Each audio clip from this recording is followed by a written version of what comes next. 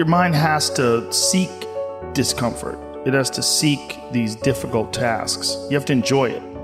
And you have to figure out a way to make your mind enjoy those things. And some people it comes easy and some people it doesn't. Some people it takes a long time. I always tell people the best thing you could ever do is force yourself to a schedule. Just write it down. Like today I have to do an hour on the treadmill. I have to do an hour, no matter what. Even if you're walking on it, you're doing an hour on a treadmill. The next time you're going to do it, okay, you did an hour and this is the amount of miles you got in. Next time you're going to, add 3 miles. Put an extra 3 miles in that 1 hour. And just keep doing things like that. Write down, today I'm going to do 100 push-ups, and I'm going to do 100 sit-ups, and I'm going to do 100 chin-ups. That's today. And then force yourself to adhere to a schedule. Make a Monday, Wednesday, Friday workout schedule. Give yourself some time off, Like don't even crush yourself to the point where you can't do it. Make it so that you really appreciate those Tuesdays and Thursdays. But on Monday, Wednesday, and Friday, you're going to get after it, and this is what you're going to do. Most people just try to go work out. And you're kind of aimless, and you show up, and you pick up the jump rope, and you jump a little rope, maybe you hit the heavy bag a little bit, maybe you do some curls, but you don't really have an aim. That's why people like to hire trainers, because a trainer will tell you what to do. Well, you can tell yourself what to do. If you don't have money for a trainer, you don't even have to have fucking equipment. With bodyweight squats, sit-ups, chin-ups, push-ups, you could give yourself a brutal full body weight workout. And you can find these for free on YouTube. There's a ton of them. There's a ton of these body weight workouts you could do. Just force yourself. Write it down. Monday, Wednesday, and Friday, I'm going to do 100 push-ups. I'm going to do 100 chin-ups. I'm going to do 100 sit-ups. Even if it takes me all fucking day. Even if I have to do 10 and 10 and 10 and keep going all day, just that's what you do. Do 10 push-ups, take a break for 20 minutes, do another 10. But get those 100 in. I don't believe in half-assing things. This life is short. If you get into something, get into it. And if you're not into it, don't be into it. And I think that insanity and greatness are next door neighbors, and they borrow each other's sugar. That's my, that's what I've always said. There's something about mastery, like true mastery, that requires you to shut off massive areas of your life. There's a lot of people that are scared of their ability to do something that's difficult. I don't know if I could force myself to be disciplined. I don't know if I could force myself to take that kind of action. Well, if you do force yourself to take that kind of action, you don't have that question anymore. That question, I don't know if I can do it. Well, you're doing it. So you obviously do it. Can you do it tomorrow? We did it today. Or can you do it tomorrow? Just do it. You get so much more benefit out of a struggle that you choose to embark in versus a struggle that life throws upon you. Get out there and go and do something. Just go. And then in the middle of doing it, it'll become easy. Even if it's not easy, even if it's hard, it's easier than not doing it and wishing that you had done it.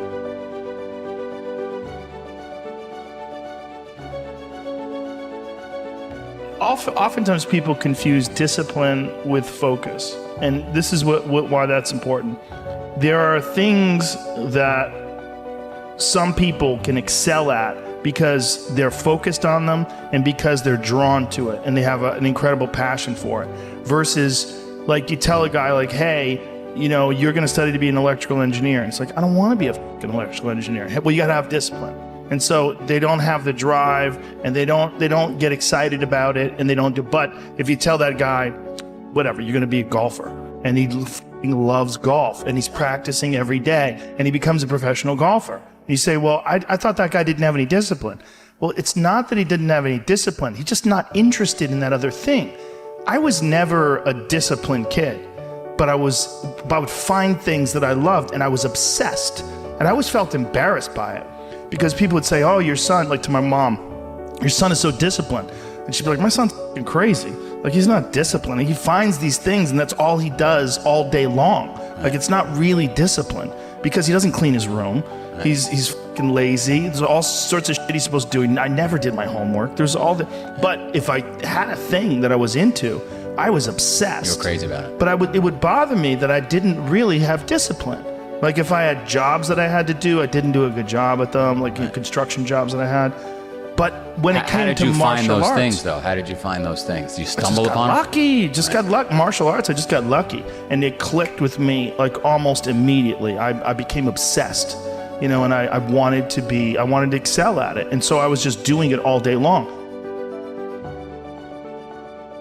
And I think the more you choose to embark in these struggles, these especially physical and mental struggles, because I consider both martial arts, yoga, and actually even trail running, I consider the mental struggles as much as physical struggles. Like, because I could stop anytime I want. I'm halfway up the hill, I can go, fuck this. So I'm walking the rest of the way. Yeah. Call my dog over, put him on the leash. I'm like, we're walking, buddy.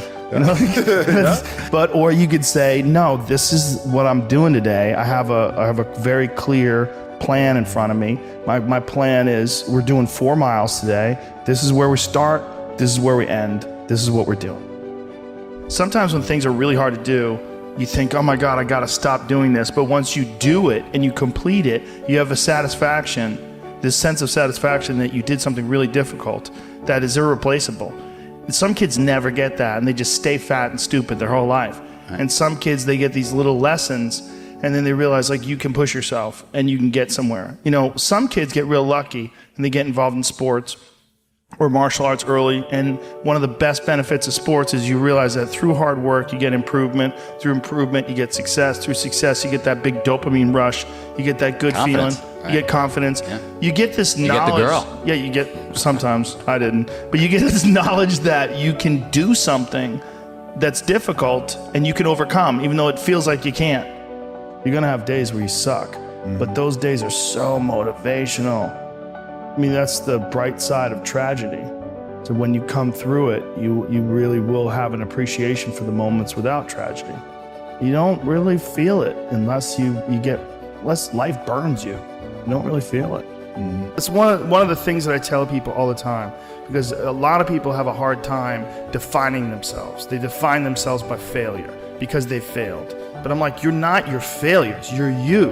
Okay, your life is a series of lessons you've learned. Now, if you just dwell on the failures, like that's not healthy. It's not smart and it's not empowering. What you got to do is look at those failures and go, well, now you know what not to do. But you're not that. You're you. You know, you could have done the stupidest shit ever, but it's not you. That's not you. You're a different thing. You're the being that's experiencing all these failures. And if you know that they're fuck-ups, then you've learned, okay?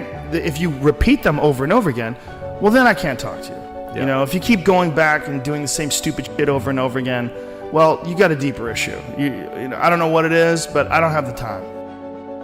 Building up that ability to endure things, that's also a very important mechanism that you could apply to everyday life. Like that, the mechanism of understanding how to endure. Like Jocko Willink's perfect example. You know, he has that thing on his, if you go to his Instagram page, almost every other photo is a watch. And it's a watch that says 4:30 in the morning, because that's when he gets up and he works out. And he earns the sunset. And he does that. He's so disciplined. And he's got this saying that's a great saying, discipline equals freedom.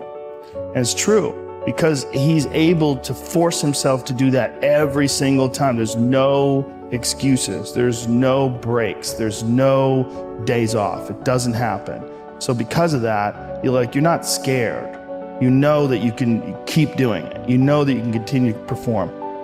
Because a lot of people are just running from discomfort. They're running from it. They're just avoiding it. It's so easy to. And like if you get distracted for a second, you're like, let me check my phone. You just start going through your phone and looking at bullshit, and you're just distracting yourself from the tiniest frustration of boredom. Just the little, we don't get bored anymore. Or if we get bored for these tiny amounts of time, then you get distracted. So your distraction is eliminating your boredom. But the problem with that is like, there's certain thoughts that only come to you when you're thinking, when you don't have any input coming in. When we're constantly looking at our phones, the only input you're getting is input from other people. And sometimes that's good. Sometimes you get good stuff out of that, but it's like a diet of only fruit. Don't think that you're that person that made those mistakes. You're the person who's learned, you know, and to have that attitude is a really important thing. And to not say, why am I doing this now? I could have been doing this my whole life. Well, you weren't, so the fuck is that gonna help? Yeah. You know, you gotta not think like that. You just gotta be happy you're doing it now.